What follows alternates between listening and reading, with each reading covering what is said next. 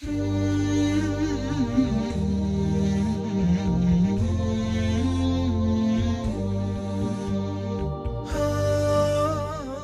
мнение, в Мавлиде нет ничего запретного, и желательно его проводить ради напоминания мусульманам о жизни и поведении пророка, мир им и благословение, о сделанных им указаниях сподвижникам. Это лучшее напоминание нам о необходимости следовать этим указаниям и действиям. То, что Мавлид проводится в определенный день, можно считать нововведением. Если сказать людям, что в этот день обязательно нужно праздновать Мавлид, то это выходит за рамки шариата, и нельзя так поступать. Но невольное совпадение воспоминания о пророке, мир ему и благословение, возникает в день и месяц, в котором он родился. И мы стараемся обратить внимание людей на пророка, мир ему и благословение, который, как сказано в Коране, смысл «Мы не спаслали тебя лишь как милость для всех миров».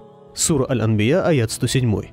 Мы, жители Сирии, отмечаем Мавлид, рассказывая о пророке, мир им и благословение, его жизнедеятельности, о сподвижниках. И нет в этом никаких проблем. Но мы не говорим, что это праздник. Мавлид и не является таковым. Праздник – это Курбан-Байрам и Ураза-Байрам. Но сегодня даже в свадьбах присутствует много запретного. Но мы говорим, свадьба – это благодать Всевышнего, и нужно взамен на его благо ответить благодарностью.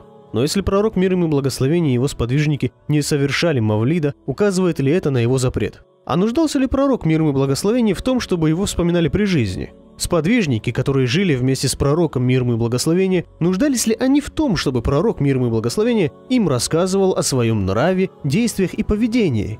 Вместе с этим до нас дошло, что Абдулла ибн Аббас, да будет доволен ими обоими Аллах, в месяц Рабиуль-Ауаль собирал своих детей и рассказывал им что-нибудь из жизни пророка.